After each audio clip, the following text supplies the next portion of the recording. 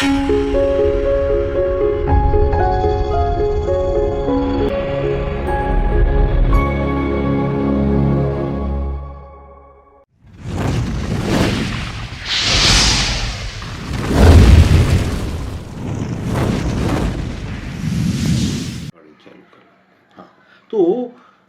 इस संसार में जो भी धर्म है, जो भी किताबें हैं, सब इस बात को बताते हैं कि हमको जवाबदेही, हमारी एक जवाबदेही है। We have an accountability. सब सब कुछ अकाउंटेबिलिटी को बताते हैं कि आप कर्म के अनुसार आपकी अकाउंटेबिलिटी आपसे ली जाएगी, कुछ ऐसा बताते हैं कुछ किताबें, जहां पर आपने जो किया, जो बोया, वो आप काटेंगे, ऐसा बताया जाता है। कुछ किताबें बताती है कि आखिरात होगा और वहां पर आपका न्याय किया जाएगा। तो एक प्रकार से न्याय का एक डर आ गया।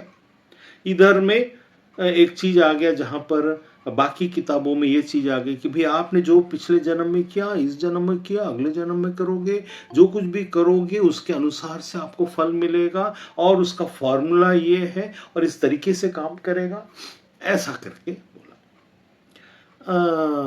बाइबल हमें ये बताती है, बाइबल में भी आखिरात की बातें दी हुई है, उसमें भी कर्म बेस्ड चीजें हैं, लेकिन संसार में कर्म बेस्ड बातों को हम आत्मा में भुगतान करेंगे।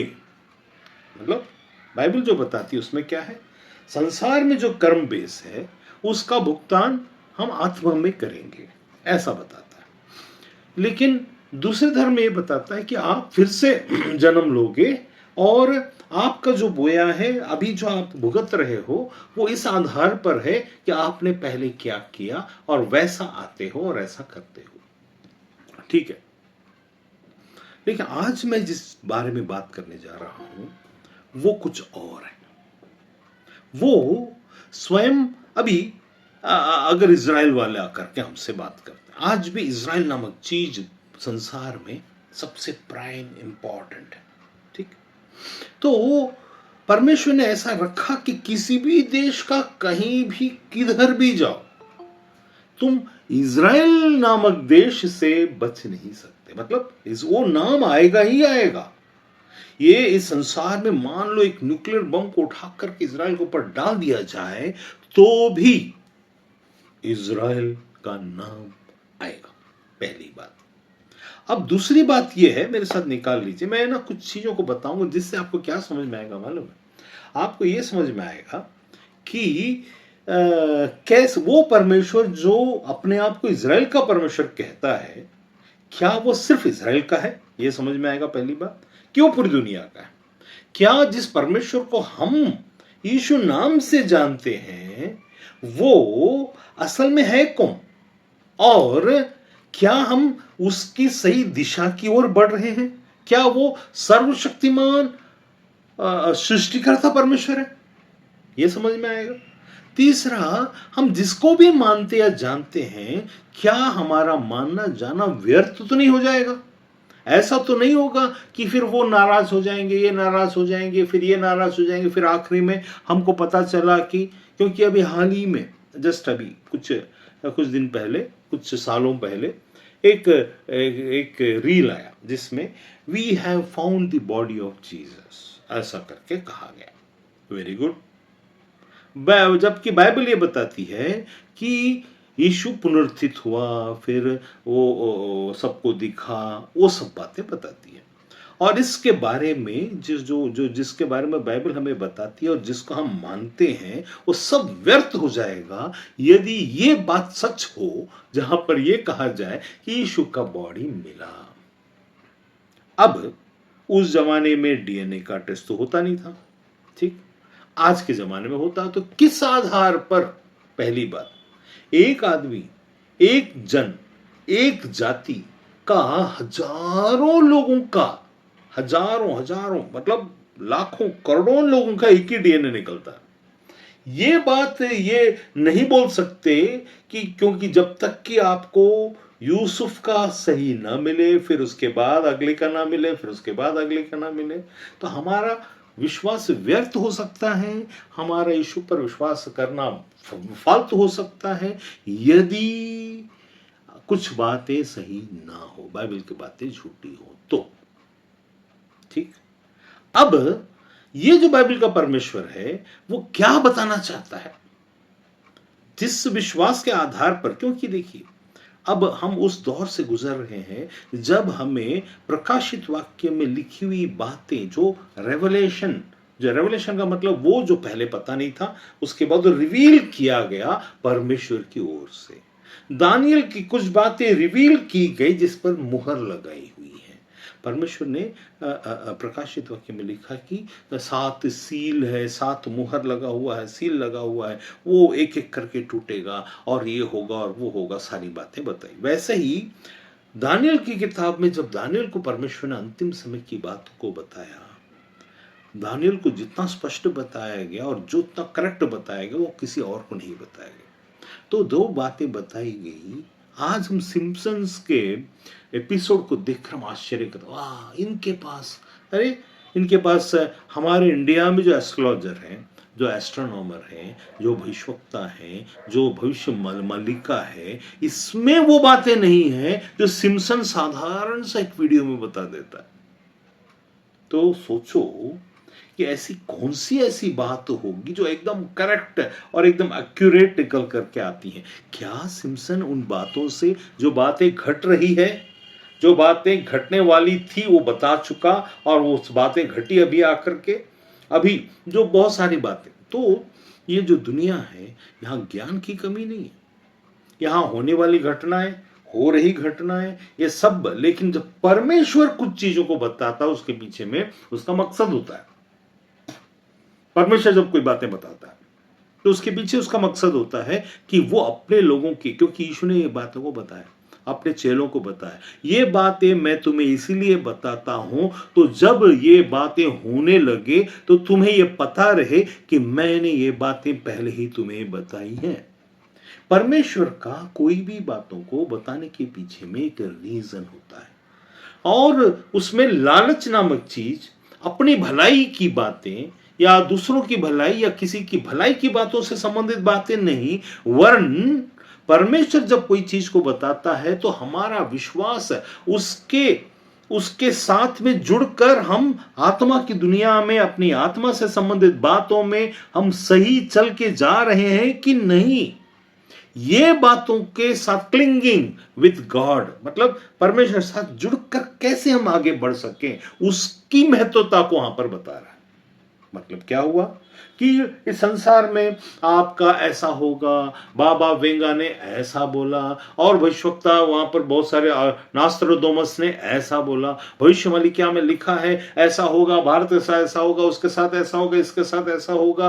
ये होगा होगा होगा के पीछे का मकसद क्या है?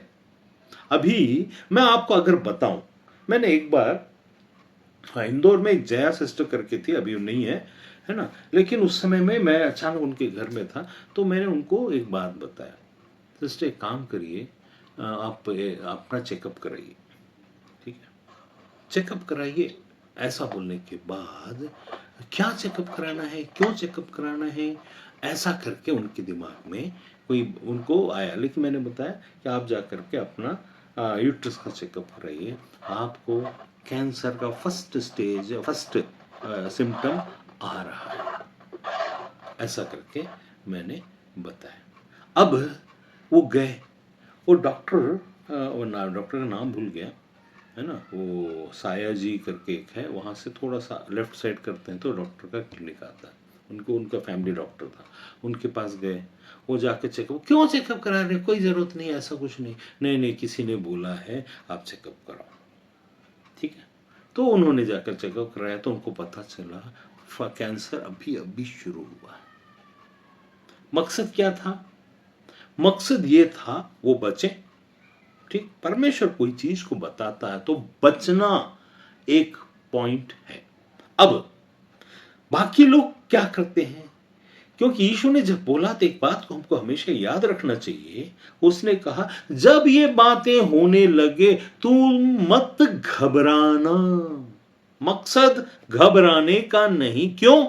क्योंकि तुम जिस पर विश्वास कर रहे हो वो अगर तुम्हारे शरीर का नुकसान भी होता है तो तुम्हारी आत्मा का कुछ भी ना बिगड़ेगा, क्योंकि बाद में तुम मेरे ही पास तो आने वाले हो। You are going to come to me only. अभी मैं कल परसों ऐसे सोच रहा था, यहूदा इस्करियोती ऐसा सोचा होगा कि यहाँ पर मैं प्रभु का सामना कैसे करूं, चेलों का सामना कैसे करूं। उसने देखा प्रभु को तो मार दिया गया है, ठीक है, मार दिया गया। अब चेलों का सामना करूंगा, चेले बोलेंगे तूने धोखा दिया, अब मैं उनका सामना नहीं कर सक गया और फांसी लगा के मर गया। ठीक है, वो जगह आज भी है जहां पर उसका फांसी हुआ। लेकिन उसने क्या सोचा होगा, उसके दिमाग में ये बातें नहीं कि मरने के बाद भी उसी प्रभु को जहां इसने आकर फंसाया, छोटे से लालच के कारण और गलतफहमी के कारण, गलतफहमी और लालच और कुछ कुछ छोटा सा फायदा जो हमको समझ में नहीं आता है, वैसे फायदे जो हमको ऐसा लगता है कि उसमें फायदा है। मतलब उसका क्या फायदा था, उसका जो डॉक्ट्रिनल बातें थी, वो इज़राइल में ऐसे परमेश्वर को चाहता था तो राजा बनकर राज्य करे। लेकिन उसको ये पता नहीं था कि वो सेनाओं का यहोवा परमेश्वर राजाओं का राजा और प्रभु का प्रभु बनने के लिए संसार में आया है। उसको ये पता नहीं था। वो शैतान को हराने आया, इसको ये पता नहीं था। शैतान को कुचलने आया, ये पता नहीं था। प्रोफेसीज के बारे में उसको जानकारी नहीं थी। इस कारण से उसने क्या किया, गलतफहमी, छोटा लालच के कारण से सोचा मैं फांसी लगा लूंगा तो मैं बच जाऊंगा, ऐसा सोच लिया। लेकिन फांसी लगाने के बाद हुआ क्या होगा, उसने सोचा होगा ये प्रभु तो अभी यहां मर रहा है ना, मैं उसके पहले मर जाऊंगा, ये तो पकड़वा दिए, मैं उसके पहले मर जाऊंगा तो मैं चला जाऊंगा, इससे कहां मुलाकात होने वाला।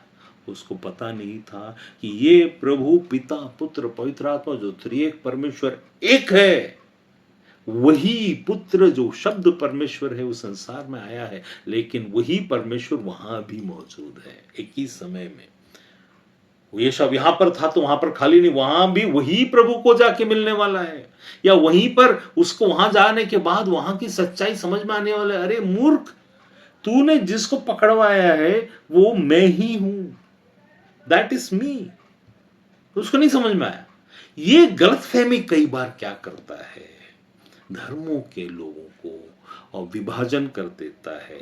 उनके मोक्ष से संबंधित बातें, आखिरात से संबंधित बातें और आगे की युगों से संबंधित बातें, आगे का प्रभु कौन ठहरेगा, कौन है उनका परमेश्वर, वो बातें वो सोचकर बैठ जाते हैं कि ये तो इज़राइल का परमेश्वर। इज़राइल लोग क्या बोलते हैं, अरे ईसाइयों का तो अलग है, हमारा यहोवा सेनाओं का यहोवा परमेश्वर है। मेरे साथ निकाल लीजिए, मैं इसमें से आपको यह समझाने की कोशिश करूंगा आज कि जिस परमेश्वर के बारे में परमेश्वर ने बात किया है, जिस परमेश्वर के बारे में परमेश्वर ने बात किया, वो असल में है कौन और वो किस किस को संभालता है, अन्य जातियों को या देशों को, या कैसे काम करने का तरीका है उसका, और हमारे साथ वो कैसे करता है।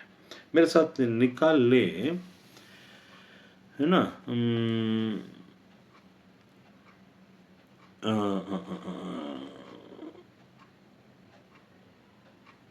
48 यशायाह 48 उसका पहला उसके आगे में पढ़ूंगा।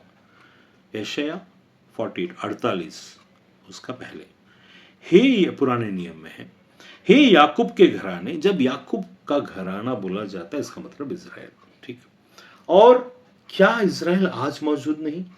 कल के एक रील में लिखा हुआ है, इज़राइल डर गया। मैं आपसे एक बात बताता हूं, भले ही सेनाओं का यहोवा परमेश्वर, हमारा परमेश्वर इज़राइल का ही परमेश्वर, वो अपने आप को इज़राइल का परमेश्वर कहलाता है, लेकिन न्याय सबका करता है। तो वो भले ही इज़राइल ही क्यों ना हो, इज़राइल देश ही क्यों ना हो, लेकिन वो उन्हें छोड़ता नहीं है। हम भले कितने भी गंदे और भले कैसे भी क्यों ना हो, क्योंकि हम एक बात को जानते हैं, एक बात कि वो सच्चा परमेश्वर है। इसलिए उस बात की खातिर कई लोग उसको जानते ही नहीं, इसलिए वो मौका को खो देते हैं जो मौका हम बहुत पवित्र है इसलिए वो हमारा परमेश्वर है। ऐसा नहीं है। हम उसको जानते हैं, उसको मानते हैं, लेकिन हो सकता है हम उसके अनुसार से ना हो, फिर भी वो हमें मिटा न देगा। बस वो एक अनुग्रह हमको प्राप्त है, मिटा ना देगा। हम तकलीफों से गुजरेंगे, हमको कुछ बातों में वो दिखाने की कोशिश करेगा कि क्यों दिखाने की कोशिश करता है। क्यों यीशु ने बोला कि तुमको दुख उठाना अवश्य है, क्योंकि ऐसे समय आएंगे जब उन्होंने मुझे नहीं छोड़ा तो तुम्हें कहां पर छोड़ देंगे, और तुम उस वक्त तुम धीरज धरना और अपने सिर को स्वर्ग की ओर उठाना, और तुम ये कह इस बात को बादलों की तरह स्वर्ग की ओर उठाकर कहना, वो जो परमेश्वर, जो मेरा परमेश्वर है, स्वर्ग में विराजमान परमेश्वर। क्यों स्वर्ग की ओर सिर को उठाने के लिए कहा, और क्यों ऐसा सोचने के लिए कहा? क्योंकि हर बात हमारे सोचने और हमारी सोच पर ही निर्भर है। हम परमेश्वर साथ का होना या ना होना, गिरना या उठना, मालूम होना या ना होना, हमारी सोच पर ही निर्भर है। आप ये ना सोचें कि मैं बहुत अच्छे कर्म करता जा रहा हूं तो इसलिए परमेश्वर मेरे को देखेगा और वो क्या करेगा, वो मेरे को अलग से कुछ अलग सा अनुग्रह दे देगा। अनुग्रह हम पर इसीलिए हुआ क्योंकि हम उसे जानते हैं। और लेकिन यहां पर पढ़िए पहले, उसमें उसके बाद मैं बताऊंगा। यहां पर लिखा है यशायाह 48, हे याकूब के घराने यह बात सुन, तुम जो इजरायली, देखिए याकूब के घराना क्या कहलाता है, तुम जो, अभी डायरेक्ट उनसे बात कर रहा है, तुम जो इजरायली कहलाते और यहूदा के सोतों के जल से उत्पन्न हुए हो, जो यहोवा के नाम की शपथ खाते हो। इजराइल के बारे में बोल रहा है, पुराने नियम में बातें चल रही है और वहां पर उसको बताता है। अब हमेशा जब कभी भी हम परमेश्वर के बारे में बात करें तो एक बात को हमेशा याद रखना है, यह कि परमेश्वर कल, आज और कल एक सा है। ठीक है, कल, आज और कल, मतलब उसने कल बोला, मतलब वो अभी भी वही बोल रहा है। वो अगर मान लीजिए मैं ऐसा बोलता हूं, जो कोई भी मेरे पास आएगा मैं उसकी मदद करूंगा, मैंने 20 साल पहले बोला, अभी भी मैं जिंदा हूं, तो एक टीवी न्यूज का एंकर आएंगे और बोलेंगे, अरे भाई साहब, अच्छा एक बात बताइए, आपने बोला था जो भी गरीब रहेंगे, जो भी तकलीफ में रहेंगे, जो भी विधवा रहेंगे, जो भी परेशानी में रहेंगे, आप उनकी मदद करेंगे, आपने कहा था। तो मैं क्या कहूंगा, आज भी जिंदा हूं।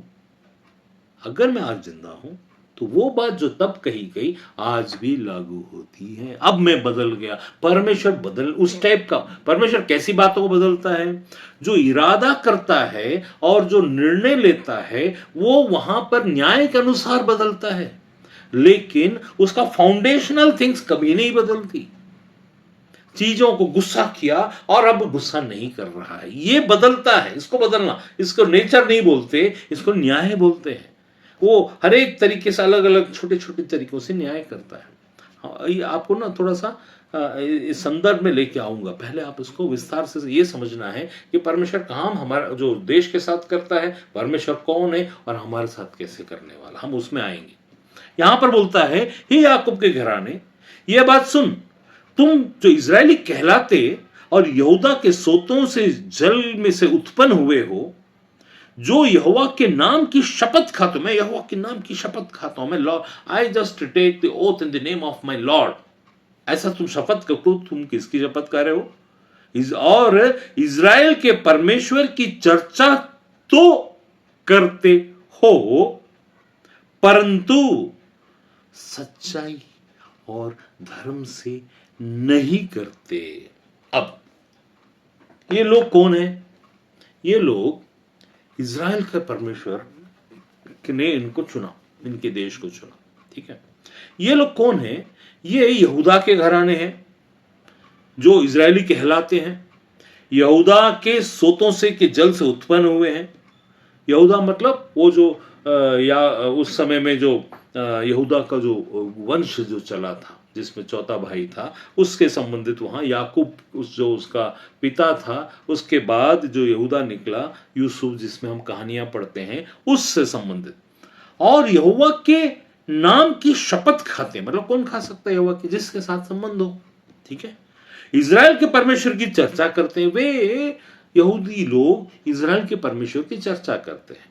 ठीक है, अब परंतु इज़राइल के परमेश्वर की चर्चा तो करते हो, परंतु सच्चाई और धर्म से नहीं करते, क्योंकि वे अपने को पवित्र नगर के बताते हैं और इज़राइल के परमेश्वर पर, जिसका नाम सेनाओं के हुआ है, भरोसा करते हैं। लेकिन जब चर्चा करते हैं तो सच्चाई और धर्म से नहीं करते। अब ये इज़राइल के लिए, अभी जो इज़राइल जिसके ऊपर में ईरान ने बम डाला, या ईरान में ने इज़राइल ने ईरान के ऊपर बम डाला, इज़राइल का बहुत बड़ा नुकसान हुआ अभी हाल ही में। क्या परमेश्वर ने ये बोला मैं इज़राइल का परमेश्वर हूं, मैं इसको नुकसान होने ही नहीं दूंगा? ऐसा उसने नहीं कहा। जो इज़राइल के साथ हो रहा है वही हमारे साथ भी हो रहा है। हमारी आत्मिक जगत की दुनिया में इज़राइल देश को देख लो और अपने आप को देख लो। तुम एक नगर हो बोलता है, परमेश्वर ने क्या बोला हमको? यू आर ए सिटी, जो पहाड़ पर बसा, जो छिप नहीं सकता। इज़राइल तुम एक नगर के समान हो। अगर भारत के हिसाब से अगर देखा जाए तो तुम एक 2-4 नगर मिलाकर तुम एक देश हो। तुम कोई नगर से बड़े नहीं हो, बहुत बड़ा सच कोई चीज नहीं है। और परमेश्वर ने हमको भी नगर बताया, वो जो पहाड़ पर बसा, जो छिप नहीं सकता। अब इज़राइल का परमेश्वर हमारा परमेश्वर है। इज़राइल का परमेश्वर जो है वो हमारा परमेश्वर होने के बाद, इज़राइल जो नगर है या देश है, वो हम भी नगर या देश हैं। अब वो जो सोचता है वैसा ही हम भी सोचते हैं, वो जो करता है वैसा ही हम भी करते। क्या हमारे धर्म शास्त्र को पढ़ने वाले, प्रचार करने वाले या कोई यीशु के नाम की शपथ नहीं खाते? जब विवाह होता है तो क्या वहां पर परमेश्वर के नाम की शपथ के, in the name of Jesus just tell and proclaim in front of all that I marry this girl and I marry this boy, ये ऐसे वाली बात है। वो तो कोई देवता के या पूजा पाठ करके तो नहीं हो रहा है, वो तो सीधे सीधे परमेश्वर का नाम लेते हैं।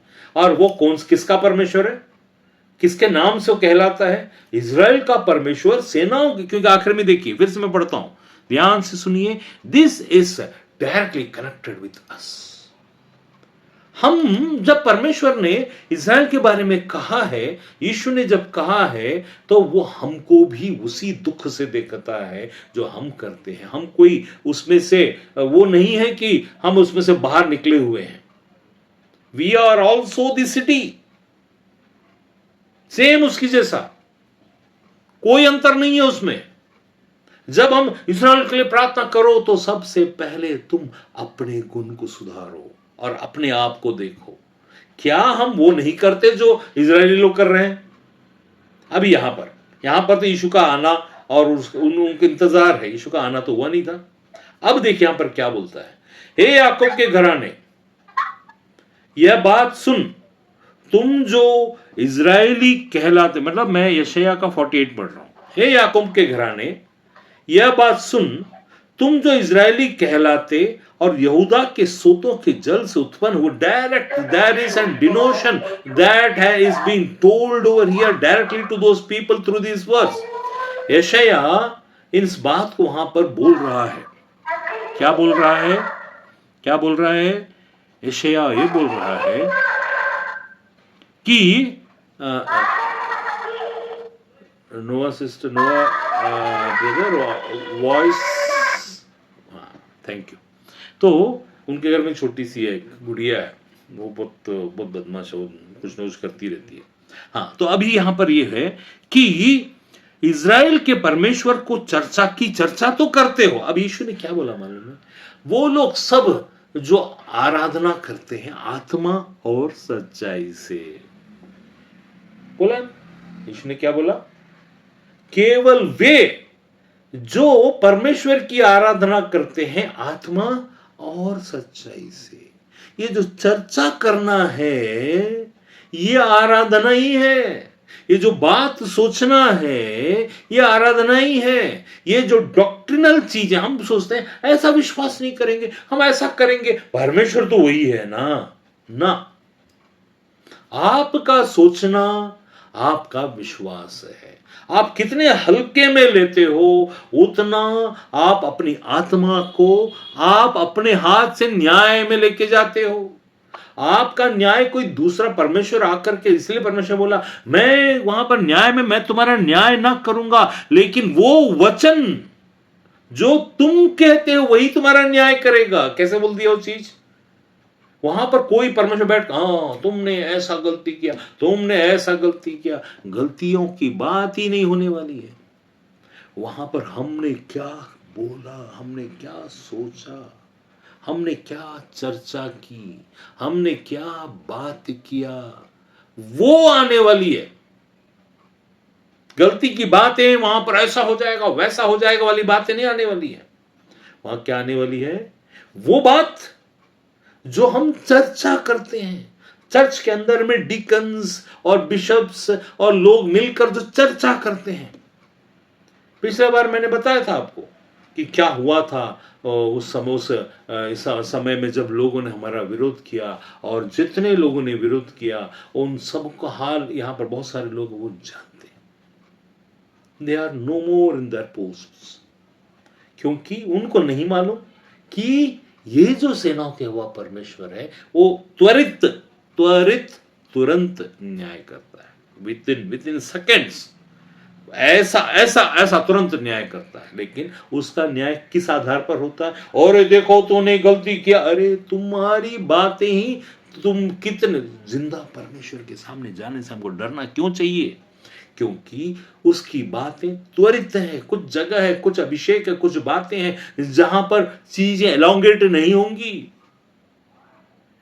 पूरा कर्नाटक के अंदर वो चीज हो गया, पूरा शहर के अंदर वो चीज हो गया, और वहां से कहां से सबसे इंपॉर्टेंट जो थे वहां से वो चीज वहां पर हुआ। और जो हमारे वहां पर साथ दिए उनके साथ क्या हुआ पूछिए, और जो नहीं दिए उनका साथ में क्या हुआ। मतलब ये हम यहां पर कोई ठेकेदार नहीं है, हम धर्म के ठेकेदार नहीं हैं, हम अभिषेक के ठेकेदार नहीं हैं, हम नाम के ठेकेदार नहीं हैं, हम शपथ खाने वाले ठेकेदार नहीं हैं। लेकिन हम एक बात को जानते हैं कि जिंदा परमेश्वर की बातों को कैसे लेकर के चलना चाहिए।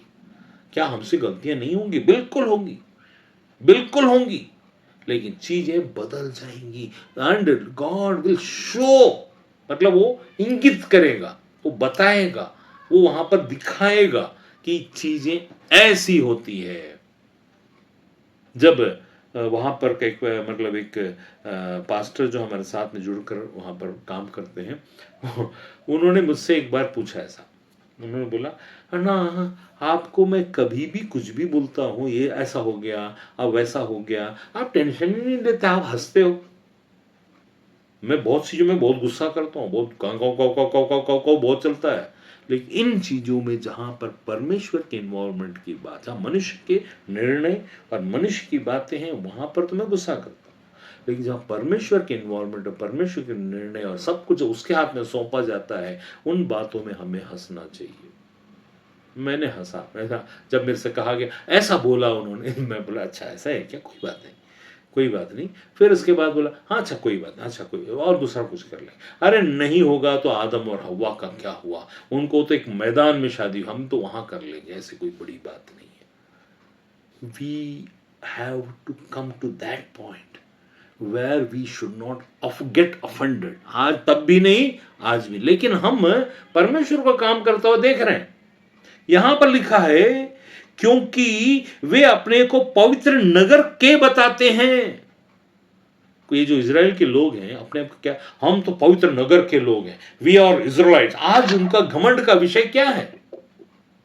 आज उनके घमंड का विषय है कि वे पवित्र नगर के, पवित्र देश के, सेनाओं के हवा के परमेश्वर के, उनको ये उनका भरोसा उस पर है। दैट इज गुड, उसमें कोई गलत बात नहीं है, दैट इज गुड। बट क्या उसका पूरा फल उनको मिलेगा? नहीं। क्या पूरा फल हमको मिलेगा? नहीं। कई बार कई चीजों में से हमको होकर गुजरना पड़ता, फिर भी शांत रहना पड़ता। People will think ill of us, people may think down of us, people may think that ओ क्या इतना परमेश्वर परमेश्वर परमेश्वर परमेश्वर बात करता है। But the time will come when God will show his power through his people। यहां पर एक बात को ध्यान देना, क्या ध्यान देना मालूम, हम वी आर नॉट पावरफुल। यहाँ पर एक जगह लिखा हुआ है, यहाँ पर 48 के 11 में, 48 के 11 को पढ़ देता हूँ। अपने निमित्त, हाँ अपने ही निमित्त मैंने ये किया है, मेरा नाम क्यों अपवित्र ठहरे, अपनी महिमा दूसरों को नहीं दूंगा। ये वाली बात, अपनी महिमा दूसरों को नहीं दूंगा का मतलब हुआ कि वो अपनी महिमा ना केवल हमको, ना वो किसी और को, क्योंकि कोई भी महिमा के लायक ही नहीं है। तो अभी मैंने क्या पढ़ा, यशायाह के 48 के 11 में, मैं लास्ट में 11 के लास्ट में लिखा हुआ है, मैं अपनी महिमा दूसरों को नहीं दूंगा। This is his own decree, I will not give. परमेश्वर सब कुछ हमको देता है, क्या नहीं देता, अपनी महिमा। हम वहां घुस जाते हैं, where we have to be careful. जब कभी भी हमारे द्वार से कोई परमेश्वर का बड़ा काम हो तो अपने आप को बहुत बड़ा तुपचंद न समझो, अपने आप में घमंड को ना लाओ, अपने आप में मैं कुछ हूं इसीलिए कुछ है का डर के द्वारा राज्य मत करो, क्योंकि you will be asked for. हर एक जगह में आप, you are subject to give your accountability. तुमको हर एक बात का अकाउंटेबिलिटी देना होगा, देना होगा। तुम्हारे अधीन में जिस जिसको किया गया, या तुमने अपने अधीन में जिस जिसको समझा। अभी यहां पर अंतर है, देखिए, जब परमेश्वर किसी को अधीन देता है, ये हम अधीन करने के लिए नहीं है। जब किसी भी रिश्ते को, जैसा किसी भी रिश्ते को अधीन होने के लिए अलाउ करता है, इसलिए वचन लगे एक दूसरे का अधीन हो जाओ। ये नहीं बोला कि तुम उसका अधीन रखो, ऐसा नहीं बोला।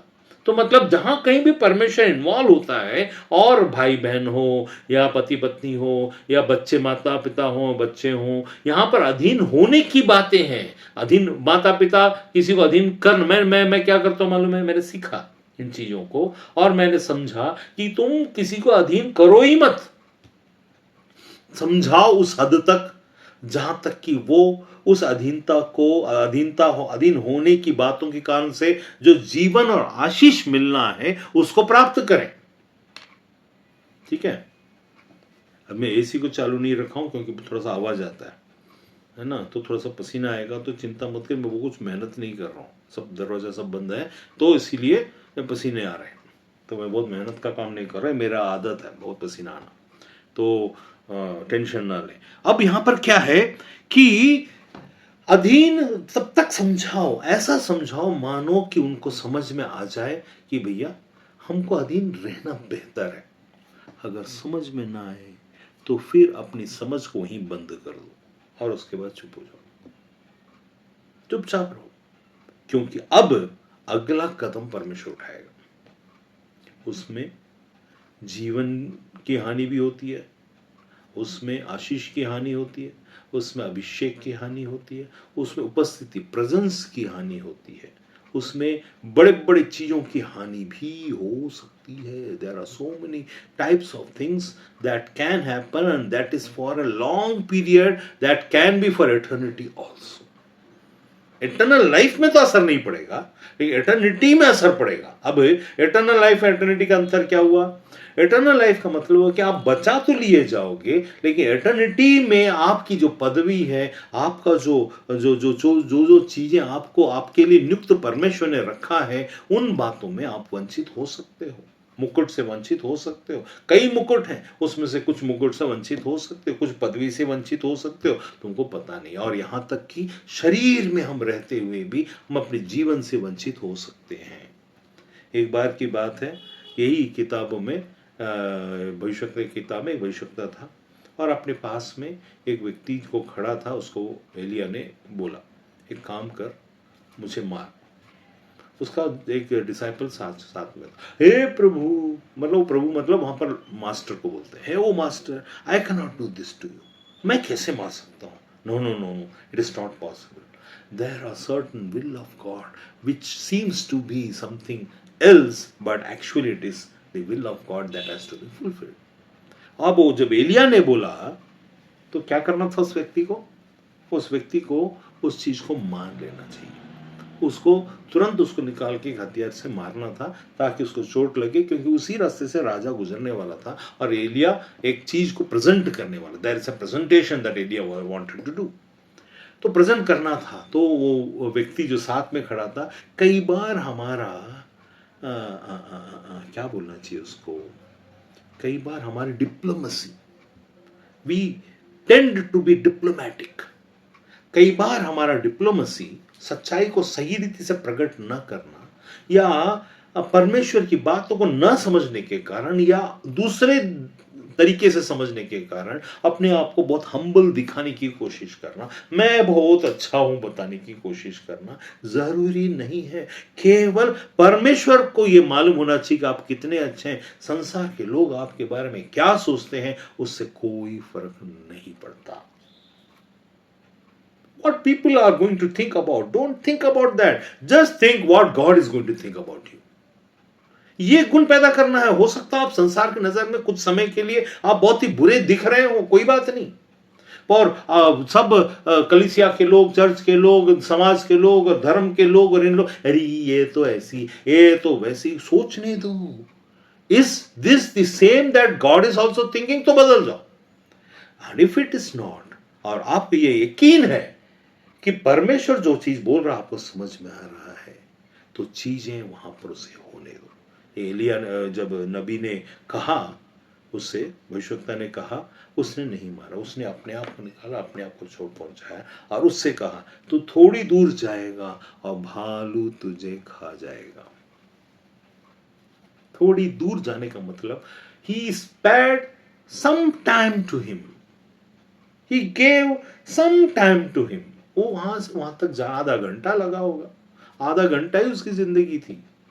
कई बार परमेश्वर की बातों को न समझना इतना खतरनाक हो जाता है कि उसकी डेस्टिनी चेंज हो जाती है। अगर मान लीजिए एक बात के लिए, अगर वो मान लिया होता और अपने आप को हम्बल दिखाने के बजाय, जो एलिया को क्या उसने पागल समझा?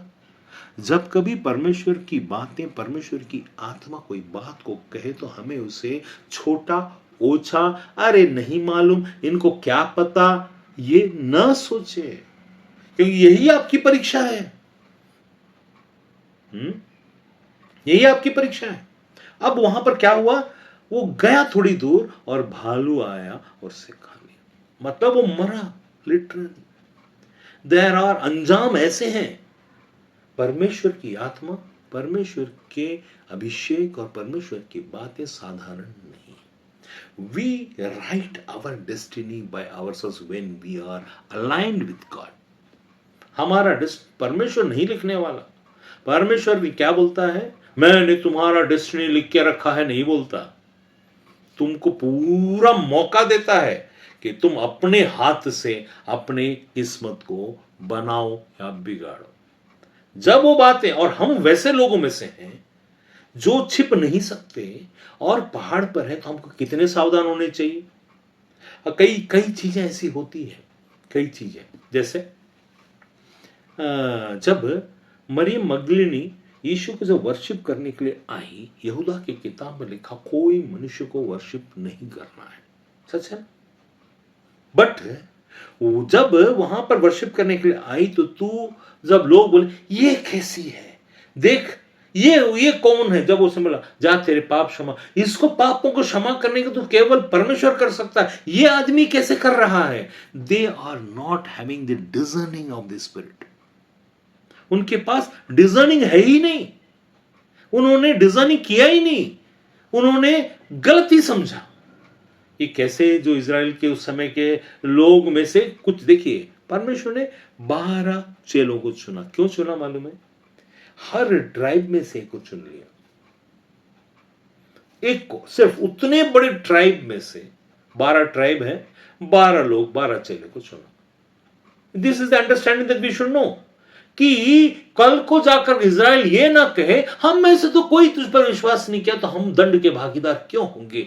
आपको और हमको इसलिए चुना है कि हम ये न कह सकें कल को कि हम दंड के भागीदार नहीं होंगे, बल्कि आपको और हमको ये तैयार कर रहा है और अपने वचन के द्वारा से बता अपनी आत्मा के द्वारा से कि देखो तुम वो नगर हो, तुम वो चीज को जिसको मैंने ठहराया है।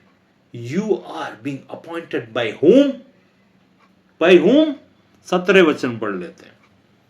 यहां लिखा है जिस परमेश्वर को इज़राइल का परमेश्वर कहा जाता है, उसके बारे में यहां 48 का 12 को हम पढ़ते हैं। यशायाह 48 का 12, हे याकूब अर्थात इज़राइल, हे मेरे बुलाए हुए इज़राइल, बुलाए हुए। हमने क्या लिखा, हमने क्या देखा नए नियम में जब हम देखते हैं, बहुत सारे बुलाए हुए हैं लेकिन चुने हुए थोड़े हैं। यहां क्या लिखा, हे मेरे बुलाए हुए इज़राइल, मेरी ओर कान लगाकर सुन। यीशु ने क्या बोला, जिसके कान हो वो सुन ले। Those who are having the ears to listen, let them listen. इसका मतलब है कि सबके पास सुनने वाले कान नहीं है। क्यों नहीं है? तब नहीं होंगे जब वो अपने आप को बाइबल के विद्वान या फिर धर्म के विद्वान या फिर बहुत सारी बातों के विद्वान ऐसा दिखाने की कोशिश करेंगे। उनके कान सुनने वाले नहीं होंगे, वो सुनाने वाले होंगे। वो बहुत सारी बातें अपने दिमाग पे लगाकर नहीं नहीं नहीं, अरे ये ऐसा नहीं, अरे वैसा नहीं। लेकिन अंजाम की बात जहां पर आएगी तब हम अकेले होते हुए भी जीत को परमेश्वर हमारे द्वारा से दिखा देगा और सारी महिमा उसको मिलेगी। लोगों के समझ में आ जाएगा ये इसीलिए हुआ, ये इसलिए हुआ और ये इसलिए हुआ। लोगों को समझ में आएगा। भले ही लोग बोलना नहीं चाहेंगे, because everyone wants to be diplomatic, और डिप्लोमेसी को फॉलो करके हम हाँ या नहीं तो नहीं बोलेंगे। They think that being like that God will like them. It is not so. ऐसा करने के द्वारा हम ऐसा सोच सकते हैं कि परमेश्वर, हाँ मैं नहीं भी नहीं बोला, हाँ भी नहीं बोला। परमेश्वर ने इसके बारे में बहुत ही प्रकाशित वाक्य में बहुत ही मतलब छोटी रीति से एक स्टेटमेंट दिया है, जो ना तो नरम है, ना तो जो ना तो ठंडे हैं और ना तो गर्म है, वो कुनकुने हैं और मैं उन्हें मुंह से उगलने पर हूं। Don't try to be diplomatic.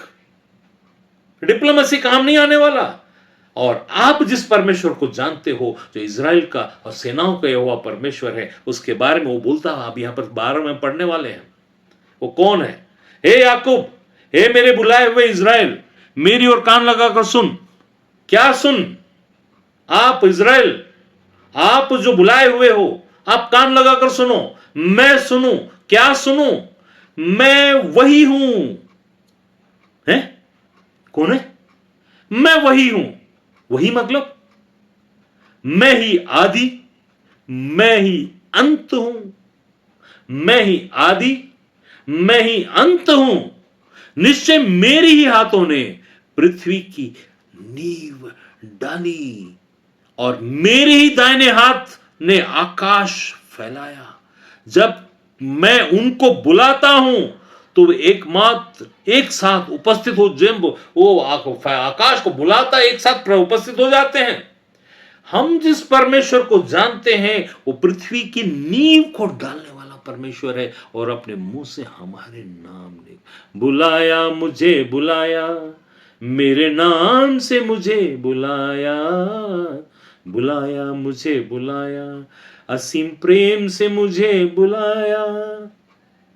उसने जो बुलाया है नाम लेकर, इसको साधारण समझ रहे हैं हम। कौन है वो? हे याकूब, हे मेरे बुलाए हुए इज़राइल, मेरी ओर कान लगाकर सुन, मुझे साधारण मत समझ। हूं है मैं वही हूं जो आदि और अंत हूं। मुझसे बचकर तुम जा ही नहीं सकते कहीं भी। तुम यह मत सोचना उनका देवता पहाड़ों का है, उनका देवता जमीन का है। ये जो है, ये जिसको हम जानते हैं, ये साधारण नहीं है। ये सीने नींव डाली है, फिर भी हमारा नाम उसके मुंह से आया। क्या ये छोटी बात है? क्या हमको घबराना नहीं चाहिए उस नींव जिसने डाली है? इसने क्या ना केवल पृथ्वी की लेकिन हर चीज की नींव डाली है। आदि और अंत तू ही है, अल्फा और ओमेगा तू ही है। आदि और अंत वही है, और अल्फा और ओमेगा वही है। ये अपने मुंह से बाइबल के अंदर में किस जगह लिखा? यशायाह 48 के 12, यशायाह 48 का 12 आपको कभी नहीं भूलना है, आपको याद कर लेना। यशायाह 48 का 12 क्या कहता है? ये वही है, आदि और अंत। प्रकाशित वाक्य में जो लिखा, आदि और अंत मैं ही हूं, मैं ही प्रभुओं का प्रभु, राजाओं का राजा हूं, मुझे और मेरे हाथों में सब चीज सौंपा गया है। और अब पृथ्वी की छोर तक और पृथ्वी के नीचे की और आसमान और समुद्र और कायनात में हर चीज के ऊपर में मुझे अधिकार दिया गया है। ये वही है जिस यहूदा इस्करियोती भाग नहीं सका, वो मर गया, तो भी उसको उसका सामना करना ही पड़ा, और हमें भी करना ही पड़ेगा। हमारे कर्म, वो हमारी सोच, हमेशा याद रखिए, मैंने क्या बताया था वहां आपका, वहां पर क्या करते हैं 48 के 2 में क्या है, 2 में नहीं, 1 के आखिरी में, जो यहोवा के नाम की शपथ खाते हैं और यहोवा परमेश्वर की चर्चा तो करते हैं, परंतु सच्चाई और धर्म से नहीं करते। हम विचार तो करते हैं, चर्चा करने का मतलब आपस में ही हम सोचना, एक आपस में बात करना, एक जब पूरे लोग मिलकर परमेश्वर की बातें जहां आती है, डरने के बजाय अपने अपने को घमंड दिखाना, एक। क्या इजराइल का न्याय नहीं होगा? बिल्कुल होगा, और हो रहा है। लेकिन क्या परमेश्वर इजराइल को हमेशा के लिए छोड़ देगा? नहीं। तो क्या उनको दंड नहीं मिलेगी? बिल्कुल मिलेगी। तो क्या परमेश्वर वहां पर न्याय करने से चूक जाएगा? बिल्कुल नहीं चुकेगा, ना वहां चुकेगा ना यहां चुकेगा। इसीलिए डरना है। आप गलत हो सकते हो, यू कैन बी रॉन्ग। आप अपने आप को जो नम्र होकर अपने आप में, मैं गलत इस विषय में हूं प्रभु, अगर आप जानते हो, आप अगर नजरअंदाज करके अपनी क्रियाओं को बहुत राइचियसनेस, मतलब क्या, अपने आप को सही साबित करने के चक्कर में अगर हम पड़ जाते हैं, मैं जो कर रहा हूं ना, मतलब it is actually there is no other way ना, that is why I am trying to do this. You do whatever you want, you do, but remember the God is a living God. Our living God कैसे? हमारा न्याय कैसे? उसने बोला, मैंने तुम्हें बुलाया, अनंत काल का परमेश्वर अनंत जीवन के बगैर बुलाता नहीं है। अनंत जीवन का मतलब ये न समझें कि हमेशा का जीवन जो है वो एकदम वहां भी बहुत सारी बातों के लिए हम मन में सोचेंगे, काश मैं पहले इन छोटी छोटी बातों को जानता। इसीलिए परमेश्वर बोला, बड़ा फल है। कैसा? यीशु ने जब बोला, जो मेरे लिए दुख उठाते हैं उनके लिए स्वर्ग में बड़ा बड़ा बड़ा, मतलब मीडियम, छोटा छोटा, बहुत छोटा फल भी हो सकता है, वहां पर हम चूक सकते हैं अनंत का। अब आज जब हम इस संसार में देखते हैं, यहां तो मैं ऐसा कहता हूं, परमेश्वर की हर बातें, उसके नियम उसको कोई समझ नहीं सकता। लेकिन आज किसी को अगर कोई बड़ा स्थान दिया जाता है, इन लोग ना बहुत मतलब मद्रासी में ऐसा बोलते, कुड़ते चाहूंगा, मतलब they have been given the grace, they have been given something blessings, ऐसा हम लोग सोचते हैं। फिर उनके जीवन में जब समस्या आती है, जैसे अनिल अंबानी के जीवन में आई, वैसा जब आता तब हमको समझ में आता नहीं, सब बराबर ही है। ये जो संसार में जो हम देखते हैं, यहां तो कुछ दिनों का आता है और जाता है। आदमी आता है, राज्य करता, फिर मर जाता है। छावा नामक फिल्म अभी हमने देखा, वहां पर औरंगजेब आया, उसने जितना अपने से हो सका उतना तंग किया, और उसके बाद क्या हमेशा के लिए स्थिर रहा? हमारा परमेश्वर हमेशा स्थिर रखने वाला और रहने वाला है। वो जो यहां बात कर रहा था, वो था में नहीं, है और है में ही रहेगा। तो यहां क्या बोलता है उस जगह, तुम चर्चा तो करते हो, we are now what we are doing, हम चर्चा तो करते हैं लेकिन सच्चाई और धर्म से नहीं। धर्म का मतलब होता है राइचियसनेस, सच्चाई का मतलब होता है आत्मा से। Everything has to be done in spirit and in truth. In spirit and in truth. In spirit का मतलब क्या? What do you understand by in spirit? सत्य. सत्य क्या है? Anything that happens in spirit is truth. That happens in spirit is truth. कैसे? क्योंकि वही है जो अंजाम तक हमें पहुंचाता है. वही है जो अंजाम तक पहुंचाता है. आत्मा की बात है. वही ट्रूथ है. Whatever that happens in our spirit is truth. अगर वो ट्रूथ कैसे? If we are being dented, we are being mend or mentor, we have been destined to go to a place where Jesus told that nobody should go. तो वहां पर सच्चाई आत्मा में हो रहा है, फिर आत्मिक दशा में होगा, फिर आत्मिक शरीर में होगा. There is a development that is going to happen in that thing also. तो ये जो मौका है हमारा, इस मौके को साधारण ना समझे. बिकॉज हम कोई ऐसी देवता जिसके कुछ रूल्स होते हैं उसको फॉलो नहीं कर रहे हैं. हम उस परमेश्वर को फॉलो कर रहे हैं जो इजराइल, जो आज इस पूरे कायनात के अंदर में, पूरे देशों के अंदर सबसे इंपॉर्टेंट, सबसे महत्वपूर्ण वर्ल्ड वॉर 3 का आना या ना आना वही डिपेंड करता है. संसार का अभी 7 लेयर को खत्म मतलब निकालने के बाद एक जगह मिला जहां मेगिदो करके एक जगह मिला है जहां पर लिखा हुआ है this is the place where Armageddon war is going to take place. और वो इजराइल में मिला है.